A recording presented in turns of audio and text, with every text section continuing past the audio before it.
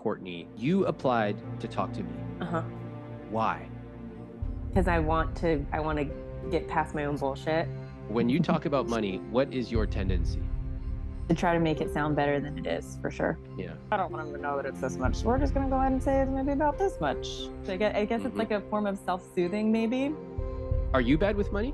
I don't think so. No, I've never had a problem paying for anything ever until lately. But even then, actually, I shouldn't even say that because we're not in debt. It's not like we're racking up credit card debt. We're still paying for everything. So, well, you have $100,000 plus of debt. There is that. That's true. I've never quite met a couple like Courtney and Alex. She's 35, he's 37, and they live in a high cost of living area in Southern California, close to her parents for help with their young child. What's so fascinating here are the stories that Courtney tells herself about money. If something costs $20, she'll say that it costs 10. And that's just one of the many stories she tells herself. I think you'll also be surprised when you hear Alex's background. Now, all of these stories and emotions obscure the truth of their numbers, which is they're going broke within a few months. You can listen here on the podcast. You can also watch on YouTube. Just search for Ramit Sethi, which will allow you to see Courtney and Alex and see their body language as we have this conversation. I'm Ramit Sethi, and this is I Will Teach You to Be Rich.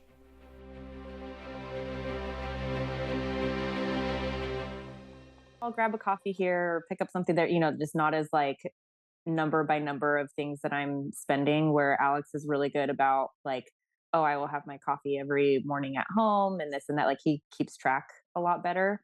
So I think like, yeah, I'm just more of like willy-nilly with my spending and stuff. I don't. And does it ever result in a disagreement or is it fine? It definitely results in disagreement, especially since recently we've like more so combined our finances instead of allocating like I cover this and he covers that. It's just been like, cool, one bank account, here we go kind of thing. Yeah. So when was the last time you fought about money? Last month probably was the best month that we had with being on the same page because we both were like, don't spend any money. Oh, so not spending any money is being on the same page. Yeah. What is it typically that you disagree about? What to buy and like groceries, I'd say would be a big one that we talk about a lot, that like he thinks that I could spend less in groceries and I keep telling him that groceries are getting more expensive. Let's just say like in the kitchen, looking at the receipt and that I like spent, something, oh, I could spend $80 on this and you spent 180, Okay. And like, how do you respond to that? groceries are getting more expensive. Also, I thought you wanted some bubbly water and wanted to get something nice for you, like a little treat to have in the house. So like, here's that and some ice cream. But I guess I didn't need to buy the ice cream or the bubbly water. But then that to me emotionally just feels like you're not, at least like if we're not going out to eat, then and we can't even like get bubbly water to have in the house, then that's like, what are we doing with life? Like if we can't have any nice little treats here and there for ourselves, then like what's the point of that? Like what are we working for? What are we earning money for? Yeah, exactly. I like to be able to have like in an ideal world, I like to be able to pay for all the things I need to pay for, the to-dos, and then still have enough left over to get the ice cream or get some extra little things here and there that like aren't the bare necessities of just like protein, vegetable, fruit, grains. The end. What kind of ice cream? The one right now, I think it's Trader Joe's vanilla. Okay. Which is not the cheapest one, but if I'm going to get ice cream, I'm not getting the crappy stuff. I'm very picky about certain ice creams that I get. It's like Haagen-Dazs, Talenti, or Trader Joe's. And are you living in that ideal world right now? No, not really. How does it feel when you think about money today? I'm scared right now. What? Like literally right now? Yeah, a little bit. Like my month is shaping up really nicely with work. By the end of the day tomorrow, I will have grossed more this month than I did last month. So I'm doing good. I think I'm still just kind of freaked out where I'm like, oh my God, what if I get sick again? And then it goes down, and then it's the third month in a row that we're having to pull from savings. And like, then we really can't afford the ice cream and really shouldn't be doing that. So it's like that guilt that you feel about spending, but then also you feel guilty for like not. And then we went Christmas shopping yesterday. I brought my daughter and there was something that she wanted, and she was like crying walking out the store. And I'm like, oh God, like, should I just, I don't, like, no, sorry. And so that kind of sucked. Listening to you talk about it, it feels overwhelming. Yeah. Yes. Definitely. And do you think that that's normal? No, I didn't used to feel this way. Notice the invisible scripts here. First, Courtney offhandedly mentions that not spending money means they're on the same page. This is a really common belief of people who grew up with frugal families. The idea that if we're not spending money, we're doing it right. And you can see the costs of hearing phrases like that, like we can't afford it and you don't need that. You grow up believing that spending money is bad. And because you inevitably have to spend money to live a rich life, you end up living with existential guilt for the rest of your life. Sorry, was I talking about Catholicism or money? Second, I also hear how Courtney feels frantic. Do you pick up on that? She's spinning. She's creating worst case scenarios and then adding a layer of guilt on top of it, peppered with lots of sorries and other tip-off words. Also, the things she mentioned about being an entrepreneur and having a really good month, all of these things are clues that I want you to file away. I've been in business for 10 years now and have never heard of a profit and loss sheet. And I finally was informed of what that is and how to use it and what bookkeeping is and all that stuff. I'm like, so my mind is blown. So now I'm actually using profit and loss sheets and seeing, like, I would always just go off of like, oh, I grossed this much this month. And then I'd set aside my money for taxes and like, and it would just always work. It was one of those things that would just always work. I'd always be able to pay my bills, never have to pull from savings. I could buy whatever I wanted. It just, and I couldn't tell you how, it just always kind of worked out. What changed? Noticing the profit and loss sheet and like actually looking at the numbers. So between that and then we moved and our rent doubled. So my financial awareness and then our expenses going up by $2,000 a month. 2,000, that's a lot. Yes. So your rent went up by $2,000 a month. Yep. Wow. So we moved, we were living in San Diego and moved back up to Orange County where I'm from to be near my family and get help with babysitting and just family support and all that jazz. So we were looking at the things that we wanted in a house and or in a home, you know, apartment, whatever. And for Alex, it was at bare minimum a 1-car garage. And for me, it was a washer and dryer.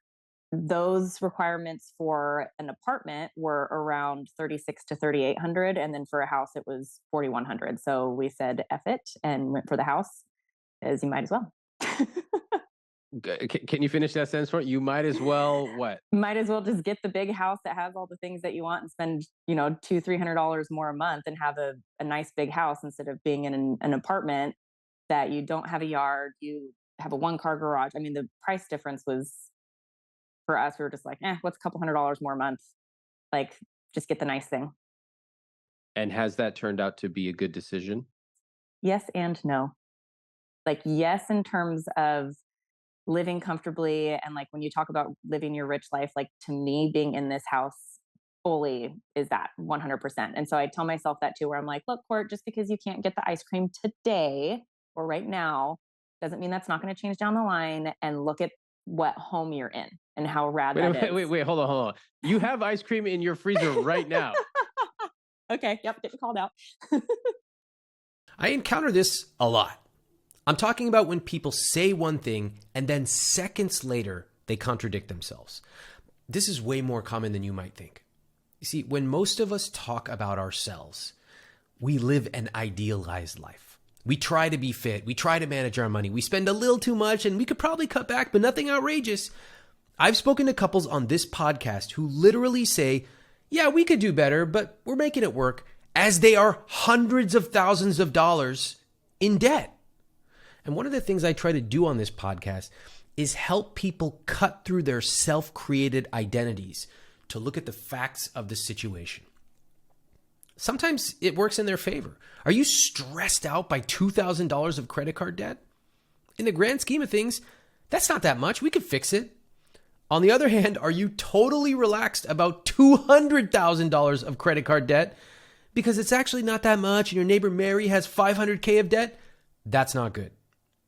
You can hear a lot of playing with identity in this conversation, a lot of comparisons and rationalizing. For example, we were going to overspend, so we just said, screw it. Let's hear how Alex feels. I feel the same way I've felt for the last 5 years, always in fear. And I feel like I'm behind the ball as far as in comparison to my peers. And so, yeah, money's always been a big stressor. 4 years or so, we were doing really well. We were in a place that the rent was cheap. We didn't have a child. We were both working and making decent money and saving money. I paid off my car, my motorcycle, and I was debt free. And I had more money in the bank than I had ever had. It wasn't a lot, but it was more than I had ever had. I was like, And before you go on, sweet. what did that feel like at that moment? It felt great. However, my fear with money never changed. Did you think that once you were debt free, that your relationship with it would change magically? No, because I knowing how I function, especially with money, I was just super driven to accumulate wealth, so to speak, and have it was like I am debt free. Okay, cool. Now I need 20 grand in the bank. Okay, cool. Now I need 50 grand. When did things start to change financially? I would say over the last year, What happened? we had a kid. Last couple of years, we had a kid. We were earning less. We had moved before. Our rent was more. It was about $800 or $900 more than we were paying at our original place, our one bedroom. And I feel like for the last year we've been chipping away at. We got married in October, and that was that cost quite a bit of money. How much? And uh, the numbers aren't. I'm not sure, but I would say, if I count the ring and I count the bachelorette party and the bachelor party, I'm thinking probably out of our pocket 15 grand. Okay. Courtney, does that sound about right to you? I guess. I honestly am not really sure. I'd say around 10, I'd guess more around 10, but he's probably closer. Like it's probably 15. I'd Is say. that a Well, she common doesn't know dynamic? what I. Is that a Yeah. common dynamic where Yeah. Alex, you know the numbers more than Courtney? Yeah, and I tend to Yes. undershoot it when I Why want do you it. undershoot it? I think emotional part of it, just to not stress myself as much. Like when I hear 15 grand, I'm like, oh, but when I hear 10, I'm like, okay, all right. Another common tactic. People who know they're making a mistake will use a variety of techniques to not feel bad. Some will simply ignore it. Others will compare themselves to someone worse off. Sure, it was $10,000, but at least it wasn't $30,000 like Jack. That is so irresponsible. And some will undershoot the number. They're basically lying to themselves. And because money is fluid, you can make a lot one month and you can actually lose money due to inflation and phantom costs, and there's bookings and revenue if you have a business. You can kind of get away with it for a long time. Personally, I find Courtney fascinating. I don't get the chance to talk to someone who openly misrepresents numbers and is candid about it that often. So Alex says it was 15. Mhm. Courtney, does that number sound right to you? Ugh, yeah, I guess. Yeah. And what did you hear in yourself when you answered that question just now? Not happy about it. Kind of, Mhm. yeah. I mean, it's your wedding. I It's your ring. It's know. your bachelorette party. You sound excited about it. Yeah. So, and I notice you're tearing up. Sorry. That's okay. Money is emotional. Tell me a little bit about why. Well, I don't want to feel bad about our wedding, Yeah. about spending that money. Do you? I mean, a little bit. Yeah. No, like today, yeah. 2 months ago, no. When it happened, I didn't. But Okay. after having had the 2 months of pulling from savings, yeah, it's like, oh, it'd be nice to have that. And what does it make you feel when you think about that now? Kind of sad. Sad because you don't have the money or sad for another reason? Oh, sad that I don't have like that emotional component toward like that I feel sad about our wedding. It's a I bummer that see. I like look at it. I'm like, oh, like I don't want to feel that way about it because when I think about it, I don't. Like when I Yeah. don't think about the money, I don't feel bad at all. I'm stoked Right. about it, and I think that's part of the reason too. Why in my head I'm like, no, it was less. Or don't include those things. Don't include the parties and stuff. The bachelor party and the ring and all that. Like the wedding itself was only this much. But who Like I are you didn't fooling when you say it that way? me. So here you are today. You came on, you want to get some help. It sounds like a few big things happened in the last year. You had a child, your rent went up by $2,000, and Courtney, you started becoming a little bit more financially aware through a P&L, et cetera. Would that be accurate? Yes. Okay.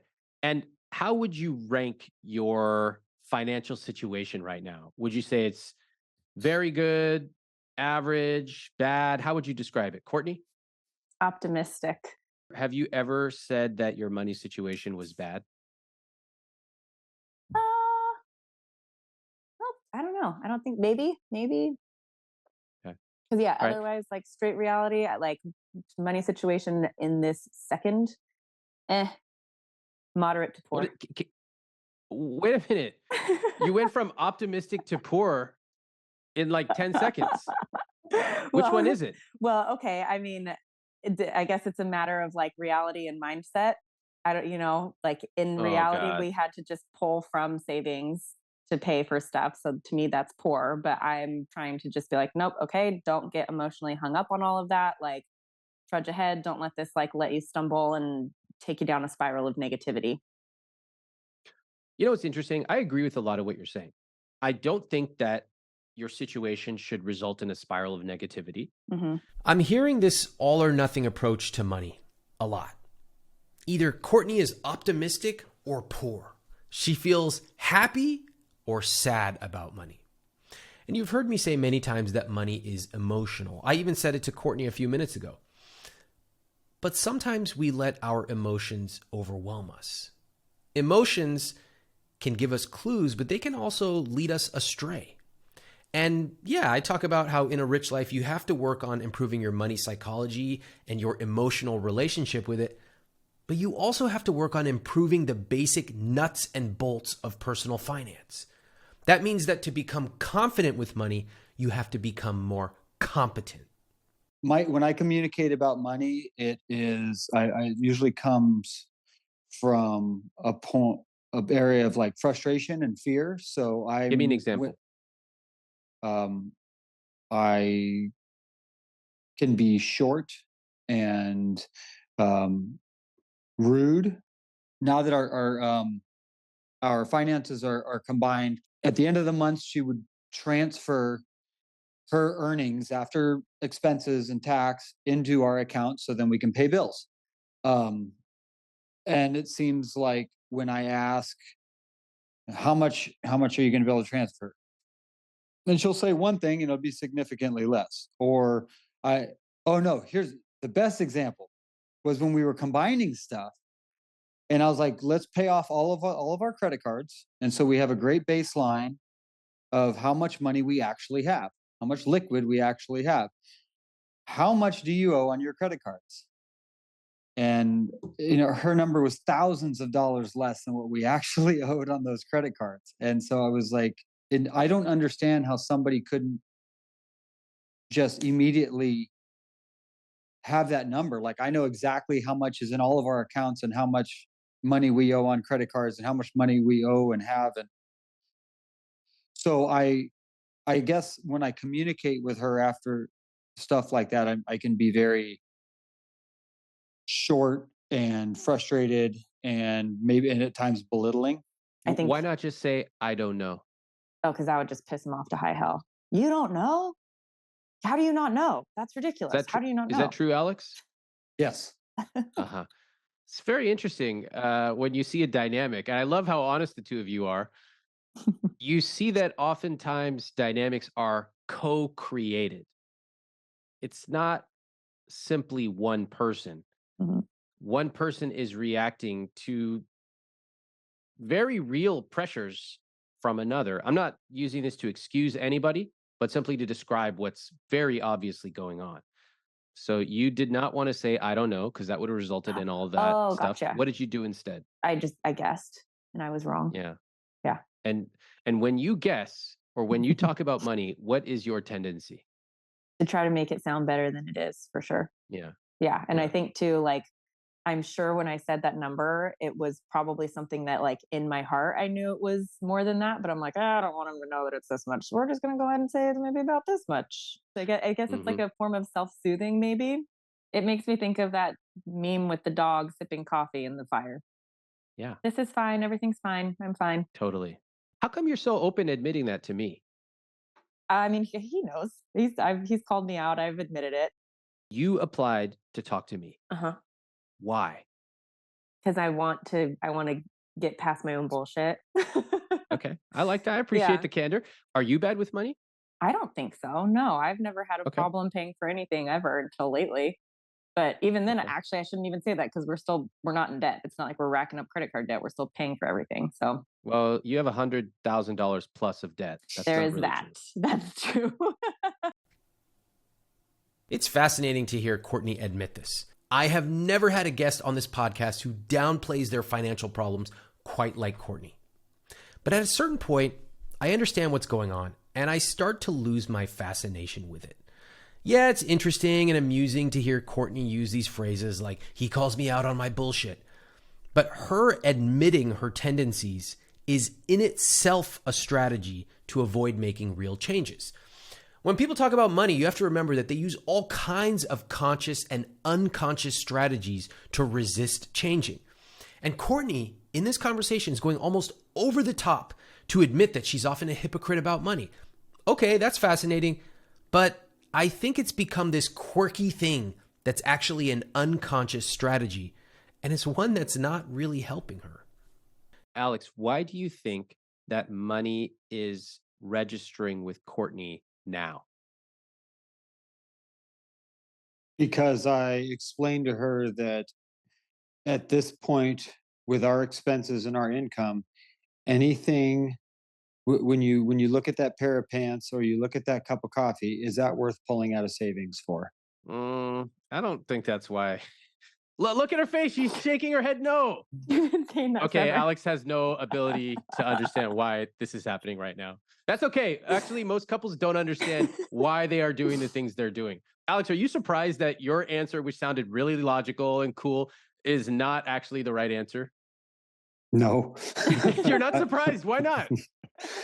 Because I feel like um logic my my understanding, the way my brain works is quite a bit different than the way Courtney's does. How does yours work? Is I feel like well, it doesn't work great, but when for me it works well as far as when I can make things very cut and dry and compartmentalized. Okay. We come from different backgrounds, and um, I've always stressed about money. So her money not being something that she thinks about as often as I do is understandable. So I think I think she's used to things just kind of working out, you know, and I'm always had to kind of make things work out. I ran away from home when I was 16 and started working. I dropped out of high school, started working, and was hanging around with some kids that were up to no good, and I also was up to no good and ended up in some trouble and in the juvenile detention system and group homes. And then on my 18th birthday, I was kicked out with nowhere to go. And I moved into for lack of a better terms, a tweaker pad. And, I was living with a bunch of criminals and we were doing a bunch of dumb stuff and drugs. And um, I'm bounced around a lot. I ended up moving, I made a friend who invited me, his parents invited me into their home in a different city. So I moved down there with them but continued to struggle with drugs and alcohol. Um, and 10 years ago, I got sober and, yeah, I mean, there was periods of homelessness. There was periods of, long periods of unemployment and, just kind of couch surfing and depending on other people to support me. Um, you know, lots of money issues and it honestly, it wasn't as much of a stress then as it is now. I don't know if because the drugs helped with that or it's just because I was just so used to not having any money and owing people money that it was just I didn't know anything else. And I was depressed and suicidal for a long time. And I had been in rehabs and sober living before. And there was a guy that was in 2010. I was in a sober living house, and my roommate had been there for years, much more time than anybody else. And I was like, "What are you still doing here?" He's like, "I don't trust myself out there. Without the structure of this, I think I'll be back in prison." Wow. And I was like, "Fuck that."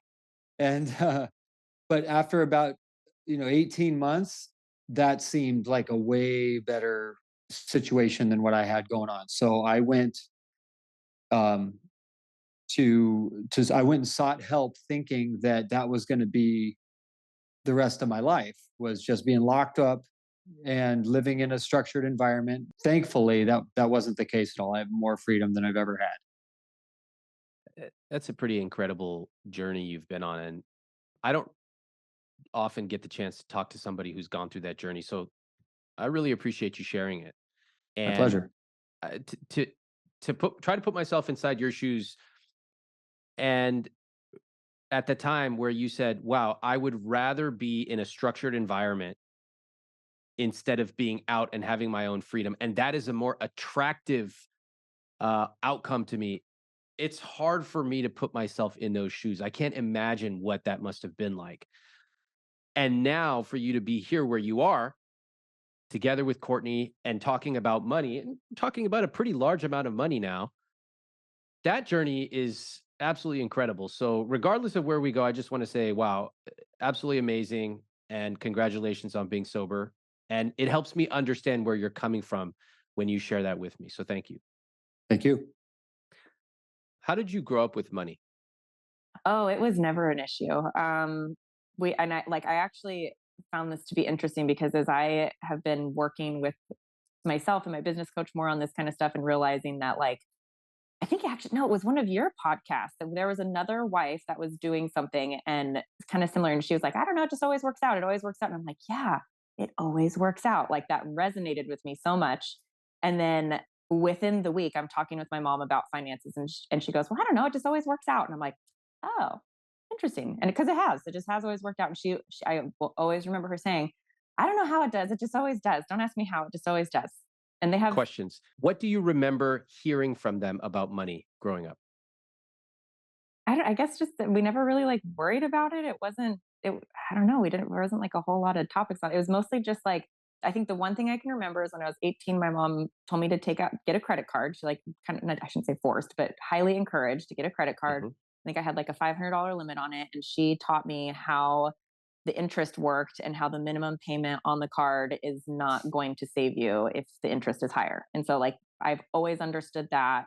Um, and I've been That's very credit savvy cards. of her. Yeah, credit cards I've been great on, and I've actually manipulated the system with credit cards quite well, getting little points and borrowing their money and blah blah blah, all that kind of stuff. So I've always been good with the Uh, credit card stuff. But it's the student loan thing that for whatever reason it did not like. I don't know. I think it was one of those things that just you take out a student loan to go to school. so, how much did you take out? I took out 80,000, so that's how much interest has accrued at this point, and I've paid Okay, off 10. you went from 80,000, you paid off 10, and Mhm. it's currently 107,000. Yes. Okay. What does it feel like to hear those numbers? Oh, I hate it. It pisses me off. And that's why I put it in a different compartment because I feel like I can't even emotionally like deal. Like I talked to Yeah. colleagues about it, and we all have this running joke that we like. We're going to die. Not that Right. we're gonna die, but we all have the running joke of like, yeah, I mean, there's that, but we just kind of put that over there because if I think about Oh, it, then I'm not okay. Like the amount of emotional stress I had when I graduated and looked at that and realized that I accrued $10,000 in interest just while in school. Still, yeah. I like wanted to puke. It is So it's common. People who have relatively high amounts of student loan debt, they do exactly what you do. They compartmentalize it and then they start making jokes going, well, I'm probably going to die with that amount of debt, but what can you do? It's yeah, very predictable. yeah. And yet, have you ever actually calculated how long it would take you to pay that debt off? No. Mm-mm. What's the interest rate on this debt? On my student loan, Yeah. it's like 6.8 on average. Okay. What do you think about that number? Robbery, Okay. highway So robbery. you think it's high. All right. I Yes. agree. And you have something about if you have income-based repayment. Mhm. Explain that to me. So if I make $0 or like they have some wacky calculation that I have no clue how to figure out. But based off of my earnings from the previous year, they will calculate how much my minimum payment is. Okay. So that's why like you go in. Well, this is what I was taught is that when you graduate, that's the best one to go into because initially you won't be earning a lot of money as a business owner. And then so it basically takes the pressure off of having a minimum payment. Whereas like, oh, I'm going to get into a 10-year repayment plan on, $100,000. I'm not going to be able to afford that. And then you're just in panic mode from day one. So that's why I was guided into that. Okay. And what's your process in terms of knowing when your debt will be paid off? I don't have one. People do this really weird compartmentalization with money. If I ask them about their investments, they won't include their 401k. In their head, they literally don't count a 401k as investments. On the other hand, if I ask them about their debt, people who have large student loans, I'm talking six-figure loans, they often will not count it. It's like we pick and choose, partly to protect ourselves, but partly because we don't really understand how money works. Anyone who did would understand that a 401k is an investment, whether it's a retirement account or non-retirement account, it's an investment. And this is where it becomes personally frustrating to me. That's one of the reasons I started my entire business, because money affects us in so many ways, but few of us actually decide to get proactive about taking control. I mean, how many people have listened to this podcast for over a year?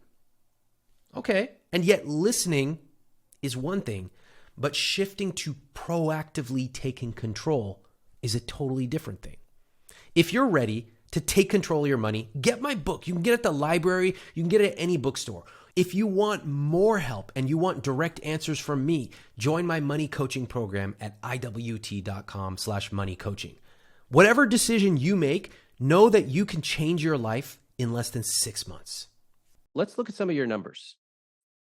Let's go through it. So who put together this conscious spending plan? I love hearing this. Okay, so I listened to your podcast on the one where you're like, you guys need to do this together. So it's Yeah. like, okay, cool, we're doing this together. And then I tell Alex, I'm like, hey, you need to come read this email. And then I'm in a different room hanging out with my sister, and he goes, okay, it's done. Oh, why'd you do that, Alex? To avoid, I was being helpful. What do you think the effects are, Alex, of you doing the conscious spending plan for Courtney? Well, the effects for me is it gets done quickly. Okay, that's true. That's true. And would you consider that a good thing? Yes, I would Okay. consider that a good thing. Okay. And are there any other effects for you? We avoid any sort of conflict Right. while putting it together. Okay. Fine. So from your perspective, seems very reasonable. Let me do this. It gets done faster and we don't fight about it.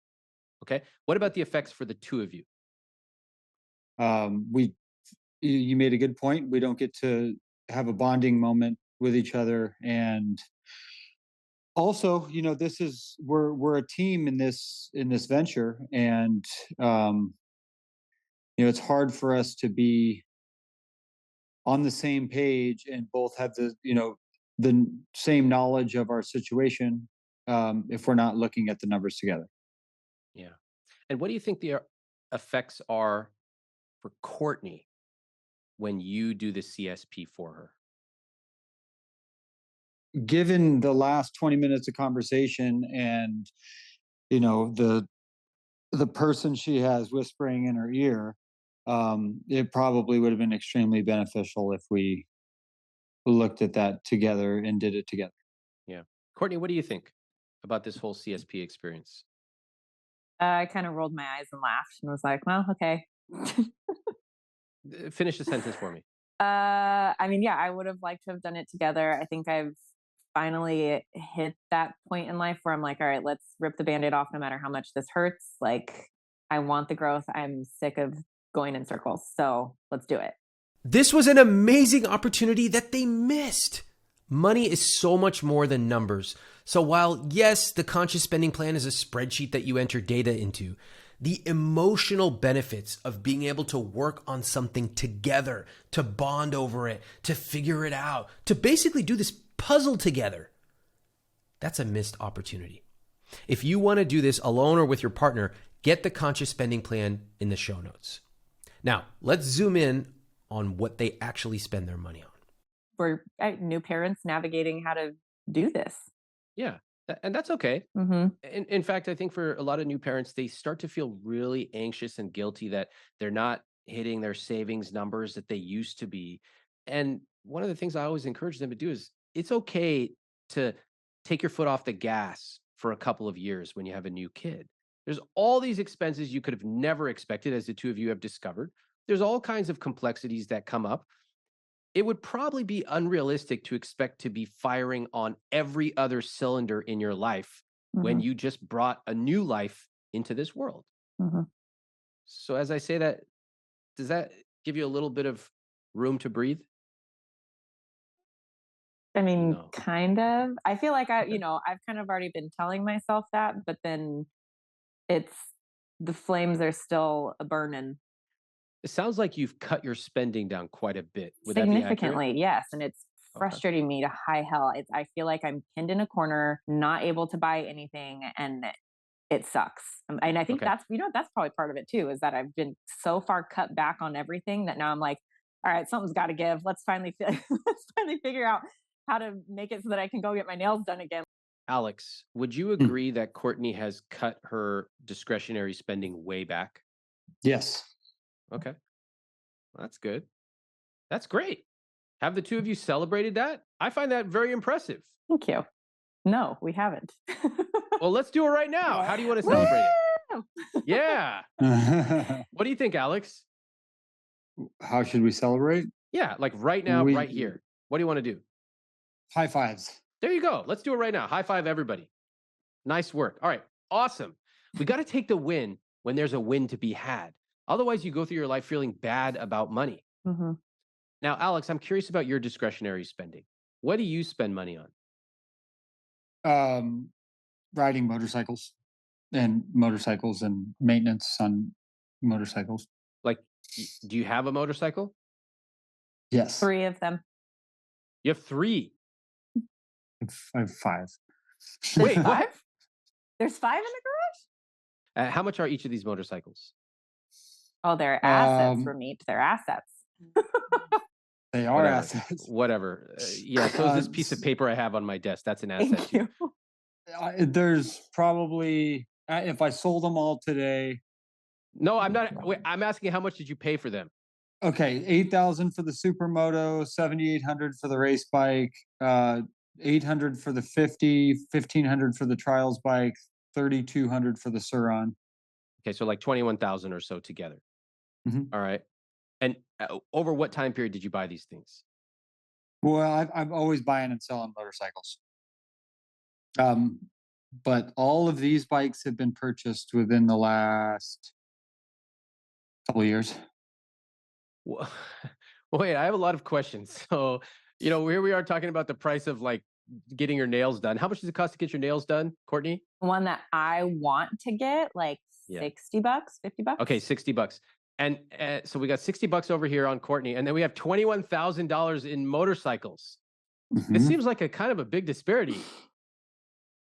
Care to tell me a little more, Alex? Well, I mean, over the last, love cars and motorcycles, and I usually make money on them, How much? buying and selling. Yeah, sometimes a couple $1,000. Other times I'll get to ride something for free and sell it for what I paid for it. Okay. For the cost of maintenance and Or registration. the cost of maintenance. Yeah, maintaining the stuff does cost money. How Yes. much? Um, on on a monthly basis, $300 a month. 100. Okay. Courtney, do you agree with that? Do you have any knowledge of that? Zero. I mean, he will come to me and be like, "Oh, I need to do this." I'm just like, "All right, whatever." Like, you're the one Yeah, that's frugal, so I don't expect you to overspend. So do you? I see. I Yeah. see. I have no clue how much he spends otherwise. Like, I mean, he tells me, he's like, I need to get some tires. It's going to cost this much. I'm just like, okay. Notice that subtle comment from Courtney. She said, he will come to me and say, I need to do this. And I'm just like, all right, whatever. You're the one that's frugal, so I don't expect you to overspend. There's so much detail in those sentences. Let me replay it and tell you what I notice. He comes to her saying, not asking, I need to do this. Her response is, whatever. You're more responsible than I am. So who am I to say anything? To me, this shows a total disconnection of a relationship with money. They're not united. They haven't set up any rules on how to make big decisions. They don't even really communicate effectively about this. It's just, okay, I know I'm bad, so you do you. When did the two of you combine your finances? 2 months ago. 2 months ago when you got married. Mhm. Okay. Was there a discussion about what does it mean to bring our finances together? Nope. Yes. It's easy for both of us to look at both of our money. So we have it in one account and all the credit cards are visible on that app. So we use 2 credit cards and we have one account. It sounds very logical to you, doesn't it, Alex? Yes, Can I make a suggestion? please. Can I suggest that maybe Courtney was not motivated or excited by that? Yes. Okay. I'm going to go out on a limb. Courtney probably said, whatever. I don't even want to think about this. You do you. How does that sound? Alex, did I get that right? Yes. Okay. Courtney, did I get that right? Yeah, like as if a fly on the wall. Right. And what do you think's missing from all this? Because technically, all that is correct. You should have a joint account and you should have visibility. So why isn't it working? We don't earn enough money to support our lifestyle. Fair enough. But something's missing here.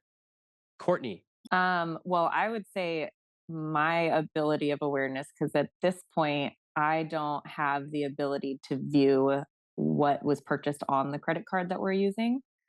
what? Why? It's not on the app, and I have even Alex makes that face like I don't have the login for it. Well, what if we fix that right now? Oh, God, not another one of these. I'm not going to put you through another 20 minutes of listening to people try to log into an account. But just know that when I talk to couples who are not connected on money, it's becoming more and more common that one of them just doesn't even know how to log into the accounts. If this is you, you got to fix this. This is table stakes. All right. Both partners should be able to log into the accounts. What I think is missing from all this transactional talk of transparency is that let's say you get access to everything, Courtney, Mhm. and the two of you can ask us each other assorted random questions. How much did we pull from savings? Okay, and you can get an answer very quickly. Great. Does that solve your problems? No. No. My relationship with money is unhealthy. And I think now Courtney's relationship with money is unhealthy. And we're both like fear driven. Is that true, Courtney? Yeah. Yeah. Fear means what, Alex? You fear what? Fuck everything and run. So why do you think that that feeling of fear and running away persists? I think because, well, I mean, we've had some big major changes, especially in the last few months with the marriage and the move. Yeah. The move was not cheap. Mhm. The marriage was, Mhm. you know, expensive. Um, but I had a blast, and I'm looking back. I'm very glad that we spent that money to do that. I had a wonderful time, and it meant a lot to me to see Courtney have a wonderful time too. I love that. And I think we're just playing catch up. And I like I said, we have some cash. I have some shit I can sell. God forbid I have to. I'd really like to keep that stuff. But I think our income needs to catch up, and we're strategizing. We're making moves in that direction. What is missing from the way that the two of you talk about money, Courtney? I mean, I think my guess on that would be like a game plan other than make more money. And then kind of like, well, yeah, I mean, I guess just like a game plan on like what are we doing other than just like money coming in and money coming out and work until more. you It's still die. not working. Yeah. Just like full blown panic mode of like, we're not gonna ever get out of this, and the treadmill just keeps going faster and faster. We'll talk about the numbers, but the way I see it is you've been given a golden opportunity where this is a pivotal moment for the two of you. You just got married. We're on this call. Your expenses just went way up with a new child and a new rental. You have the ability to take one of two directions. One, you can keep going the way you're going. You'll play catch up for the rest of your life. You'll be like many Americans. Expenses, constantly worrying, but then you paper over it and then you die. Yeah, fuck that. Okay, I like that. Yeah. I like that. The second option is you can make some difficult decisions. You can do it today at the young age that the two of you are at. And if you do that now at the age of 35 and 37, it's possible you have a very, very healthy future as it relates to money. But the way that you approach money has got to radically change. Here's what I see as missing from the way that the two of you talk about money. You have no shared vision. There's no shared vision. If I'm Courtney, I want to learn about money. Yes, I'm willing to put some time in, but I want to know when I can get my nails done. Yeah. Yes. What else? What else does Courtney want to know in this shared vision of a rich life? Courtney, tell me. Well, yeah, I mean, definitely just nails done, not feel guilty about getting my hair done, not being like kind of back to the grocery thing, but not, like I was so excited when I only spent $80 on 4 bags. I was like, look at what I did, like seeking that approval for doing. Yeah. So you want verbal approval or validation from Alex? Yes. Yeah, I like verbal approval. Great. Yes. Love it. I love just putting it out on the table. Here's what I need to be happy. I want nails. I want to be complimented, and I want XYZ. Love it. We can write that down. That's fantastic. All right, Alex, in this shared vision of a rich life, what do you want? Short term, I'd like the time and freedom to use my toys, go ride dirt bikes, and not worry about spending gas money to ride out to the trails or take a day off to spend a couple days down in Mexico. Long term, and I'd love like the time to go bring the family out camping, and so we can all kind of enjoy the stuff that we like to do together. Financial freedom, really, means what? To be able to only work if I choose to, not out of necessity, and have the ability to do some traveling and enjoy time with my wife and family, and not worry about where the money's coming from. Courtney, does that resonate? I didn't hear the long-term rich life for you. Yeah, I'd say we're on the same page for the long-term one, is like have that nice little cushion of money that we're like, okay, cool, we can live off of this and not be staring at a bank account and go do whatever we want to do. So that we're on the same page. Yeah. Courtney, I'm going to ask you to walk me through these numbers. Let's start off with the net worth section. First of all, without looking at it, how much money do you think you have, Courtney? Oh, do we like, oh God, here's that question that Alex always asks. I'm like, well, that's okay. Let's break it down. No need to feel nervous. We're going to take it step by step. Okay. So let's start off with how much do you think you have in savings? In savings, okay, so I took a quick peek at it. It said 10,000. How about investments? Let's see. My Roth has 13,000 the last time I checked. And then Maggie's fund has, I don't know, probably like 1,200 or something right now. The stocks have been dropping. So, Okay. How about your assets? How much would those be worth? like Alex's cars and or Yeah. motorcycles and stuff. Oh, this is going to be a ballpark. Let's just say 28,000. Okay. 28. Anything else? You have a car, anything like that you want to add in there? Oh, I didn't think about the Lexus. I have no clue how much that's worth. 35. Okay. So 35,000. let's say 30,000 just to keep it even. And how about how much debt do you owe? Okay, so it's 107 on my loan, and then the car is, I think, at 22. So 1, 2, 7, 8, 9, 129. So let's say 130,000. Courtney, how do you feel about that? I mean, I don't know. The assets are kind of just like, whatever. Like that's going to change depending on what the market is. So I mean, that's cool. But if nobody's buying motorcycles, then that's worth dog shit. So It's $45,000 worth of assets. mhm. That's money in the bank. Now, we would need to sell it. We might incur some transaction fees, etc. But that's not nothing, and it's not And in fact, I don't want you to use that word anymore because Okay. that we don't use that when we talk about money, Okay. right? We're going to get more precise with our language.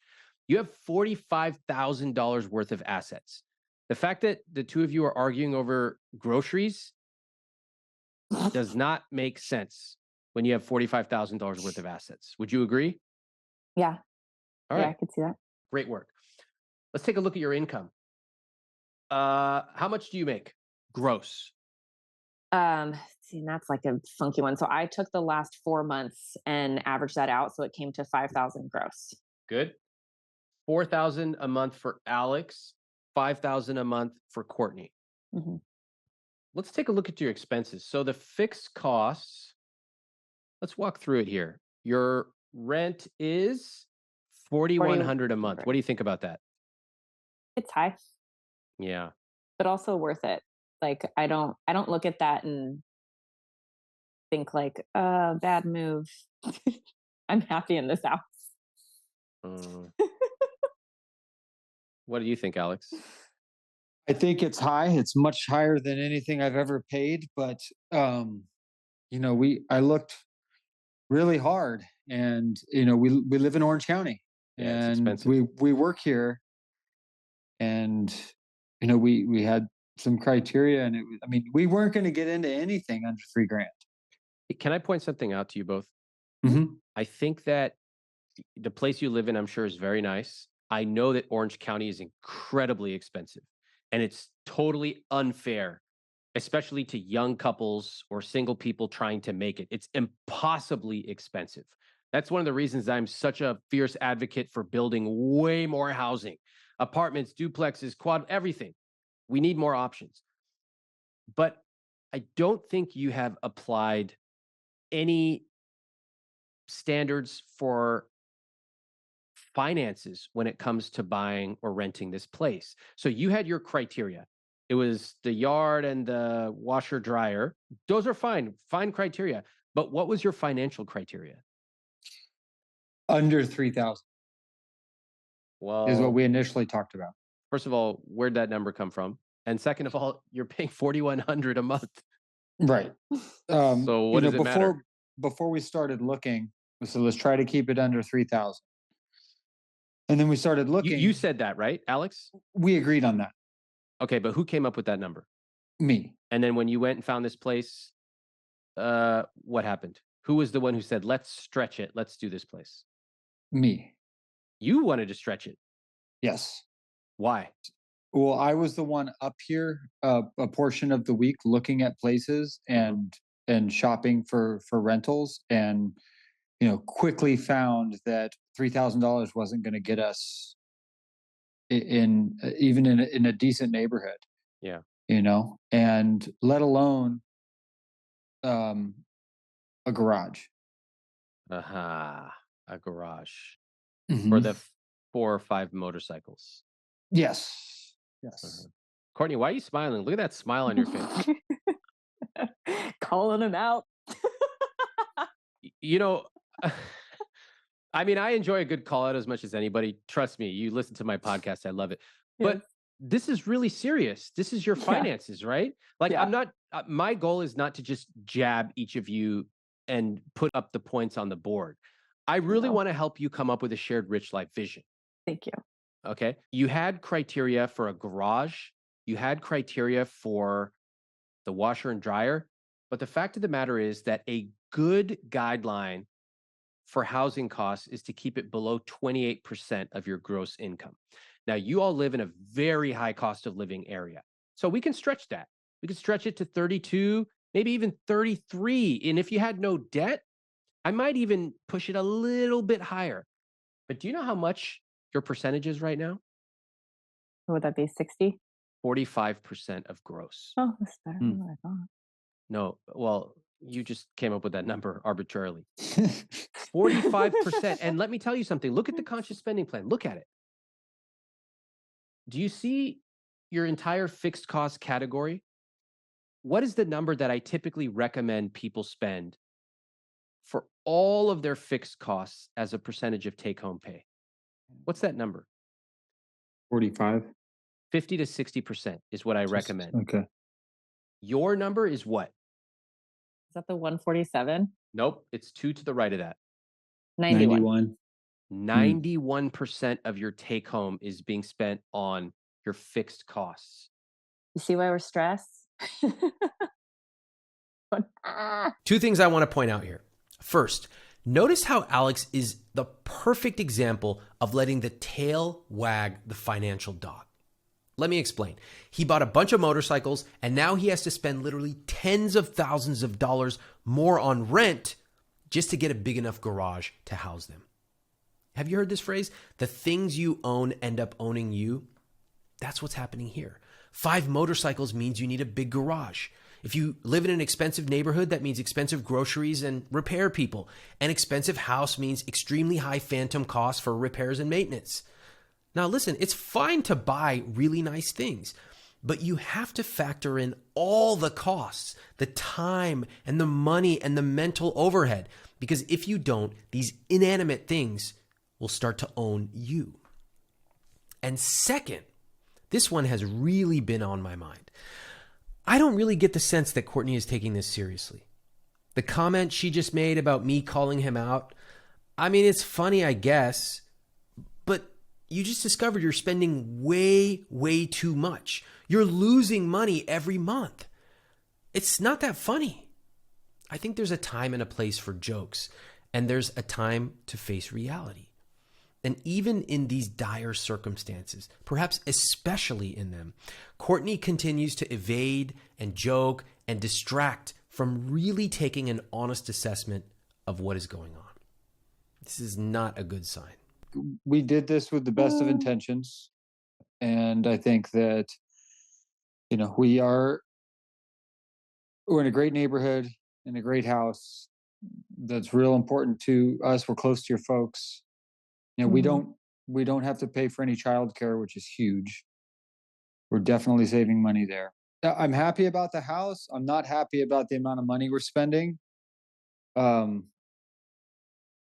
mean, we got to make more money. Yep. But we can do that. Mm-hmm. Courtney, Yeah. hold on. Before you go and agree and go down the rabbit hole of that, ask him, is that our only option? Do you see any other options? Do you? Yeah, definitely. It takes some sacrifice, but I think if we could, if you wanted to get crazy, we could move into your folks' house. We can move into a cheaper place. Good. Pause there. Now, Alex, toss it back to Courtney, because you're not the solution haver in this relationship. You're just a partner. So why don't we play a game called Bounce Back? You bounce it back to her, she bounces it back to you, and the two of you get them all out on the table. Go ahead. Okay. Okay. Do you have any ideas? I mean, one that I'm not excited about, but a roommate. Okay. Bounce it back. Your turn. We could make more money. Bounce it So, back. I Okay. mean, roommate, move out. Yeah.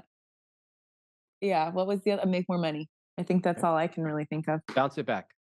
Okay, back to you. This is more of a Band-Aid solution, but I could sell some stuff. Okay. Like what? Sell motorcycles. All right. And Courtney, if he sold those motorcycles, are you curious how much you two could get for those? Yeah. Why don't you ask him? Yeah. How much would that be?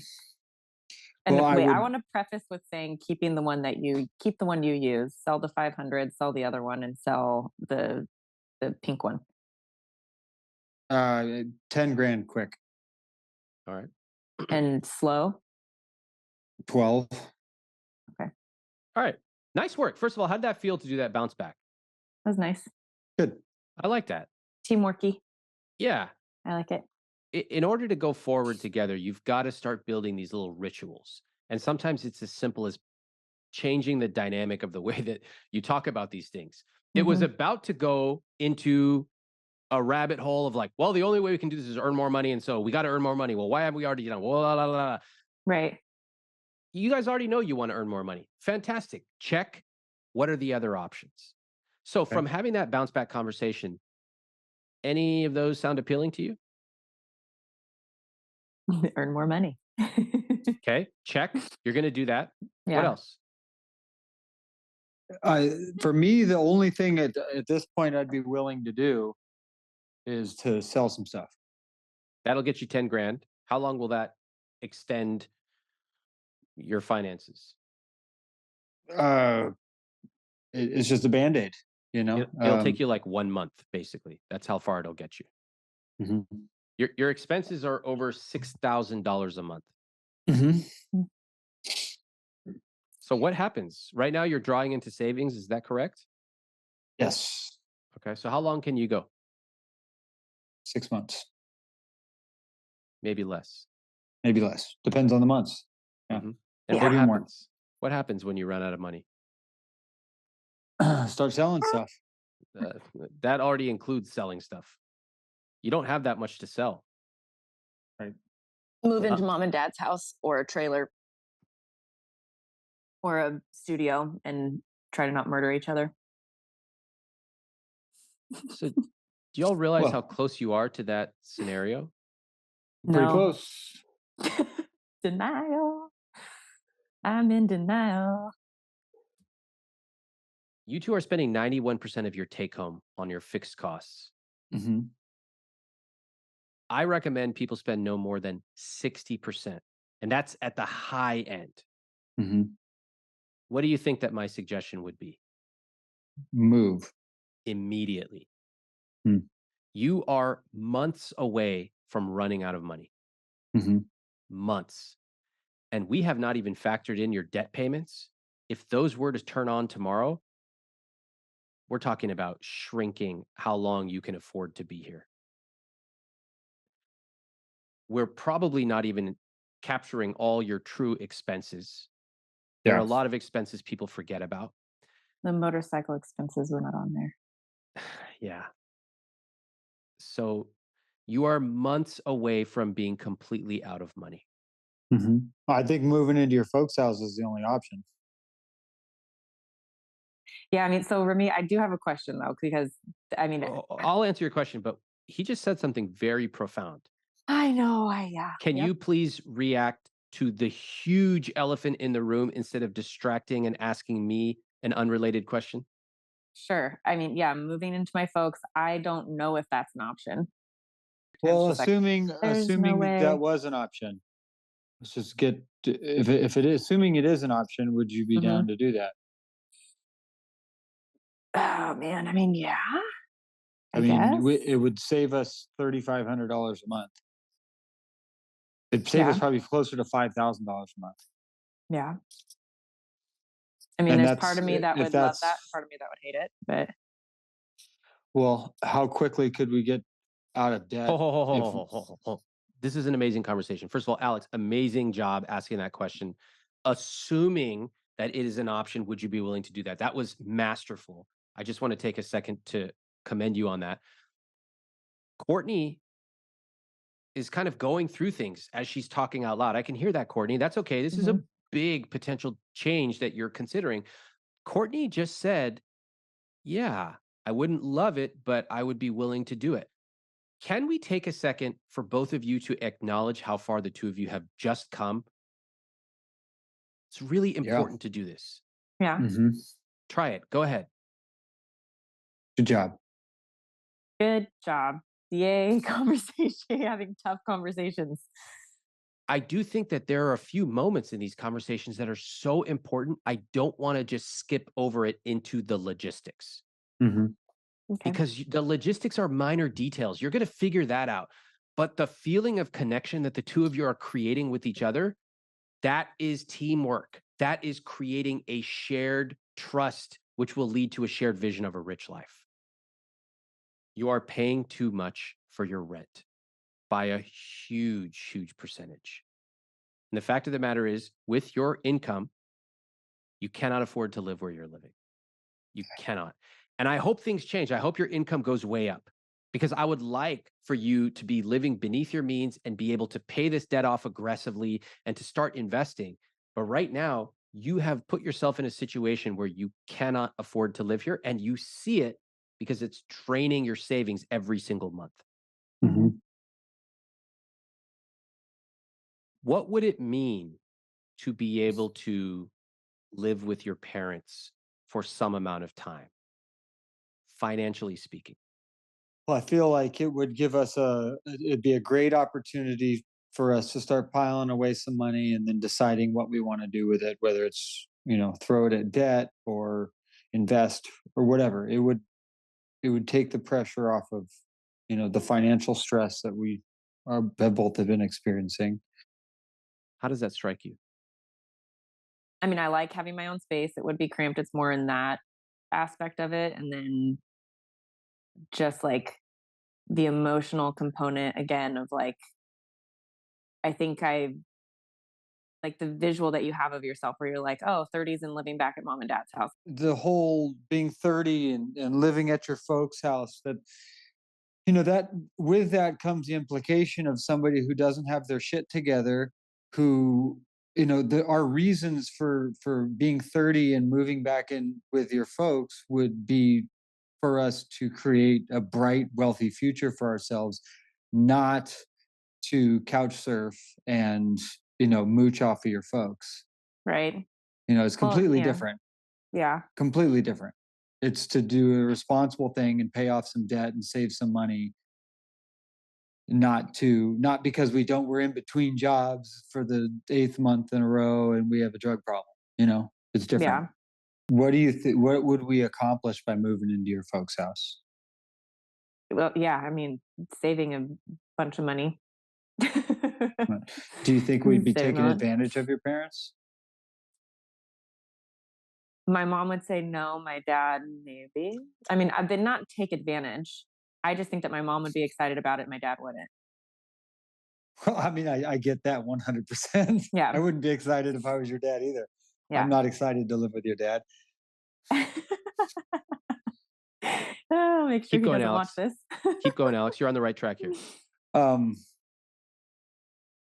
but eh, but do you think it'd be beneficial for us as a family and for our future if we made, with your parents' help, some major sacrifices right now? Yeah, possibly. It's yes. Like I could see that. I think where I'm just struggling with like having a full blown yes to this answer is that like I Oh, have I'm not had asking for a yes or a no. no, We're but just like a talking it out. right. But I just think like for the to be in full agreement of what you saying, like uh, just strictly numbers, that's a no brainer. Like Hmm. no duh, But then like in the nuances of things and relationships and that kind of stuff, that gets it to be a little hairy. It's your money. It's up to you what your risk tolerance is. But you've got $15,000 in savings. That is basically 2 months of expenses.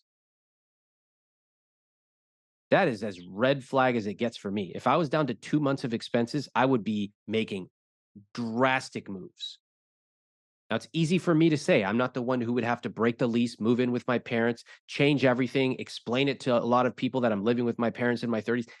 But that's also part of the reason that you come to somebody like me. Mhm. Mhm. So you either make tough choices now or you sort of meander along for the next 40 years. You don't have to make as tough choices, but you never actually get to do the things you want to do. Which do you think you would look back on and regret? I'd probably be pissed at myself right now. I don't know what will happen with Alex and Courtney. What I know is we started talking about Trader Joe's ice cream today. And in one conversation, we found out that Alex and Courtney are close to going completely broke.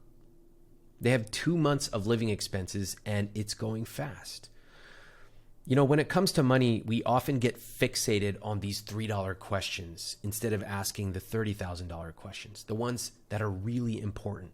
And part of the reason is that's what we know. Part of the reason is that's where we feel comfortable. But that's not always the right move.